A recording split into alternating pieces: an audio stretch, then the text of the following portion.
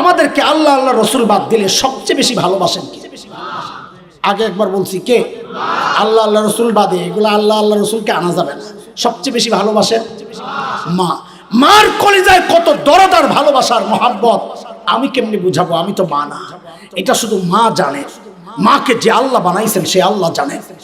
আগে একটা উদাহরণ দিছি মায়ের দরদের কথা, আমার মায়ের কথা বলেছি, মনে আছে না?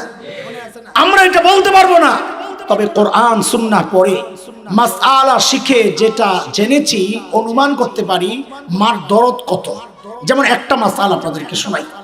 একটা মাসআলা তো এমন, কোন সন্তান যদি বাবা মার আগে ইন্তেকাল করে তো বাবা তো সন্তানের লাশের পেছনে পেছনে যেতে পারে, বাবা তো সন্তানের কবরেও নামতে পারে।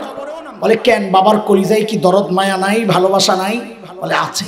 বাবাও চিৎকার করে করে কাঁদবেন, বাবাও বুক চাপড়াবেন, কিন্তু বাবাকে আল্লাহ ওই শক্তি দিয়েছেন সন্তানকে দাফন করে বাবা উপরে ওঠার মতো ক্ষমতা রাখেন।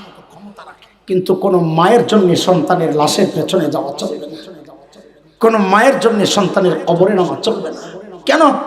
দুনিয়ায় এমন কোন মা নাই যে সন্তানকে দাফন করার জন্য কবরে নামবেন, সন্তানকে দাফন করে সুস্থ অবস্থায় উপরে উঠবেন, এমন কোন মা নাই।